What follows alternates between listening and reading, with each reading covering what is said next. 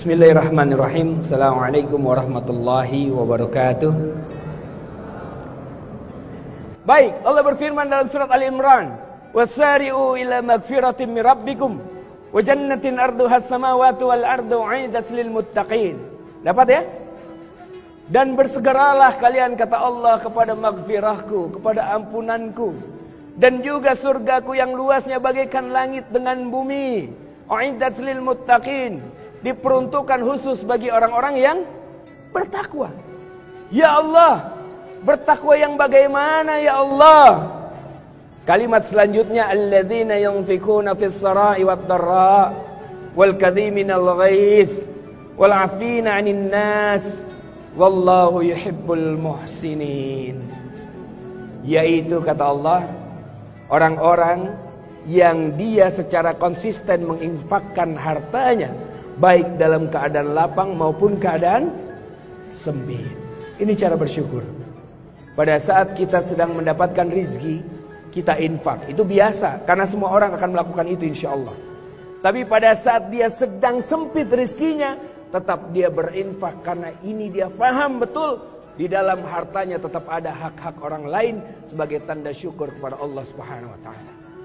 Kemudian apalagi Allah? Wal kadhiminal ghaiz, dan orang-orang yang menahan amarahnya. Ini kemudian ada hadis Rasulullah SAW yang mengatakan, "Man kana yu'minu billahi wal yawmil akhir falyakul khairan aw liyasmut." Ya, itu juga dalam rangka menahan diri. Dan bahkan Rasulullah SAW menasihati seorang sahabat. Saat sahabat mengatakan kepada Rasulullah, "Ya Rasulullah, nasihati aku ya Rasulullah, nasihati aku." Apa kata Rasulullah? La taghdab. La taghdab. La taghdab, jangan marah, jangan marah, jangan marah. Sampai 3 kali. Dan ternyata Allah siapkan surga yang luasnya bagaikan langit dengan bumi bagi orang-orang yang bisa memaafkan kesalahan orang lain dan juga menahan amarah. Aziminal ghaiza wal 'afina 'anil nas. Satu pintu surga khusus yang disiapkan bagi orang-orang yang bisa menahan amarah dan kemudian memaafkan kesalahan orang lain. Maka ayat itu kemudian dilanjutkan dengan apa? Wal 'afina 'anil nas.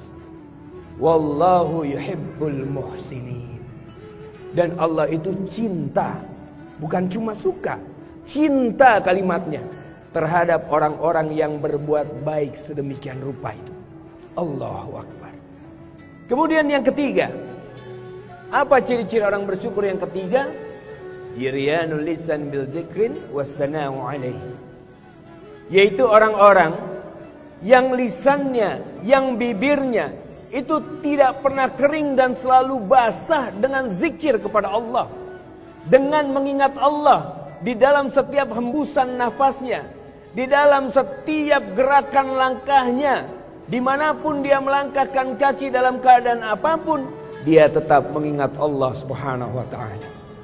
Dan Masya Allah, teman-teman yang rahmati Allah, orang-orang yang selalu mengingat Allah, maka janji Allah akan berikan ketenangan di dalam dirinya. Coba cek di dalam surat Ar-Ra'd, surat ke-13 ayat ke-28. Allah berfirman, "Alladzina amanu", ya, yaitu apa? "Alladzina amanu wa tatma'inu qulubuhum bi dzikrillah." Ala bi dzikrillah tatma'inul qulub. Yaitu orang-orang yang beriman, yang mana mereka itu hatinya tenang karena mengingat Allah. Hanya dengan mengingat Allah sajalah hati menjadi tenang, bukan mengingat yang lain-lain. Yang terakhir, yang keempat adalah at-tawadu, yaitu orang-orang yang di dalam dadanya, di dalam hatinya terpatri sifat tawadu, rendah hati. Rendah hati. Dia tidak sombong karena dia yakin dan faham Allah perintahkan kepada dirinya, wala tamshi fil ardi maraha innaka lan tahrikal arda wa lan tablughal jibala tula. Innaka lan tahrikal arda wa lan tablughal jibala tula. Sesungguhnya, kata Allah, ya, engkau tidak akan pernah bisa menembus bumi dan tidak akan pernah bisa menjulang setinggi gunung. Maka jangan sombong. Jangan sombong. Apa sih yang mau kita sombongkan? Kita lahir ke dunia ini dilahirkan orang apa lahir sendiri? Dilahirkan oleh ibu kita atas izin Allah. Pada saat lahir masih bayi itu apa udah bisa langsung jalan-jalan lari-lari? Pergi ke apa itu? Minimarket sendirian? Nyari susu apa disusui? Kan serem banget kalau ada bayi jalan-jalan tiba-tiba. Saat baru lahir kemana? Mau beli susu? Kan nggak mungkin. Ya. Tetapi ibunya dengan penuh kasih sayang kemudian menyusuinya, membesarkannya. Setelah dia besar dia perlu belajar. Dia belajar kepada orang lain dulu. Diajarkan oleh orang lain.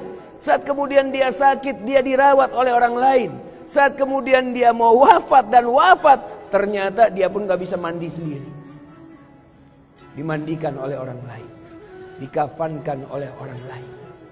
Kita butuh orang lain, sementara Allah tidak butuh siapa-siapa.